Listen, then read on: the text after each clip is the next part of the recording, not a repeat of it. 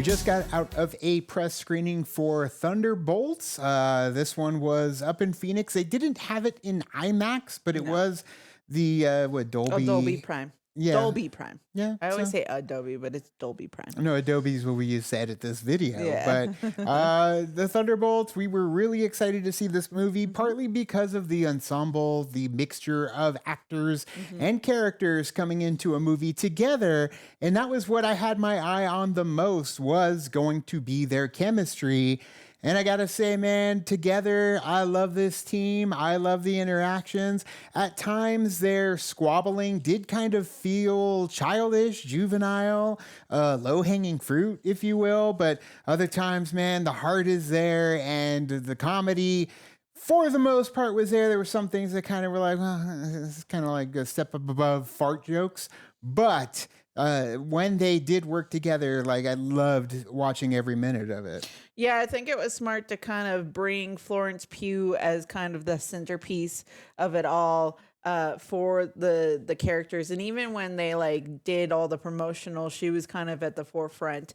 And then you just had everybody kind of connect with them in kind of like a puzzle. And I think that it worked really well.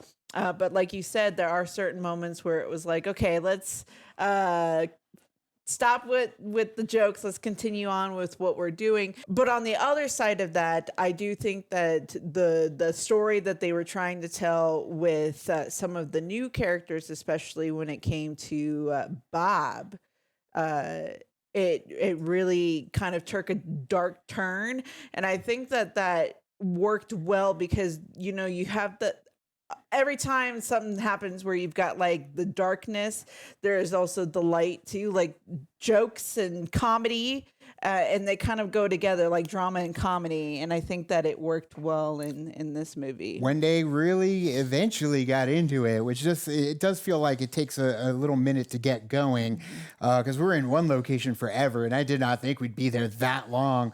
But when it does get flowing, they really do get deep with it when it comes to mental health, when it comes to addiction, when it comes to grief, when it comes to, all the dark things that typically a hero who has either fallen or done some not so heroic things in their past struggle with these inner demons. And I love that this movie, the darkness that spreads, is very focused on that. So you can probably pretty much connect with it depending on, things in your life or things in, what these characters have gone through as you've watched their movies and their shows to all come to this moment where you get to see all those struggles kind of play out on screen. Now, some more than others, or some that are just there and they totally don't get any, spotlight, ghost. Emotionally, at least, but at the same time, there's room to grow, right? We can go and visit some of the others and expand on their characters. I also like that there were moments where I felt like if somebody never watched any of the other movies, they can kind of go into this movie and kind of understand what's going on with these characters, because a lot of the stuff that they're going through is like, normal stuff that people can go through in regular life and stuff like that too. So it can be relatable in that way. And there's no point of like, oh, I need to watch this in order for me to get this. Like there wasn't a point where, yeah, granted, there are certain things like relationships between characters and stuff that you probably would want to watch something to pick up on that, but even then it's still a human like interaction that a lot of people have. So you could just go into this movie not knowing anything and then be like, okay, I can understand where they're going with the story. I will say I did cry. I did shed a tear in a moment. So if you cry at movies, be prepared. On the other side of the coin for that, though, I would also say if you have zero interest in these characters, you're probably not going to enjoy the movie because it does hang on these characters the entire ride.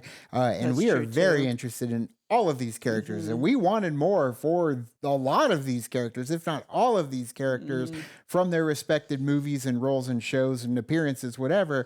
And we're getting it. We're starting to get it, and I feel like there's so much more that I want to know with them too. So that is something that I do want to get more of in the future with these specific characters together. Now, one thing that stood out for this movie for me, and it's kind of hit or miss when it comes to Marvel, there's some bangers out there, and then there's some that are just kind of forgettable. But this one, man, Son Lux did the music for this one. The Son Lux also did the music for Everything everywhere all at once. nominated and beaten by All Quiet on the Western Front for the Academy Award. But coming into this movie, it was different at the same time. It felt almost Hans Zimmer esque. It felt a little, I don't know, experimental at times as well. Absolutely. The you hit it on the head when you said like experimental with the instruments and stuff that they were using. I also enjoyed that they had some sort of an ambiance that was complementary to the story as it was going along. And that's what I love. I love like you have music that you can listen to without it being in a movie, and it being like its own separate thing, but it also heightens stuff that's happening in the movie. There was numerous times where I was like jamming out to the music while watching the movie, and that's what I want. It hasn't been like that. I feel like in a while when it comes to Marvel movies, where I'm like, oh, the soundtrack was good. I think probably the last time I would say is Avengers, Alan Silvestri. So going into this one, it had a cool feel to it. Rob Simonson killed it with the Deadpool Wolverine score, so that would be my most recent Sounds one. Because, okay.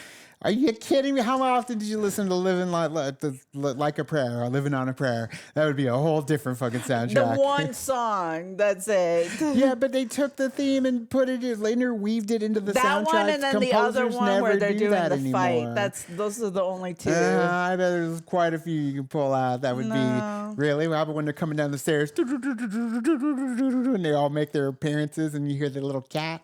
Now we're talking about Deadpool Wolverine. We are talking about the Thunderbolts, and the score for this one was fantastic, and I want to listen to more of it.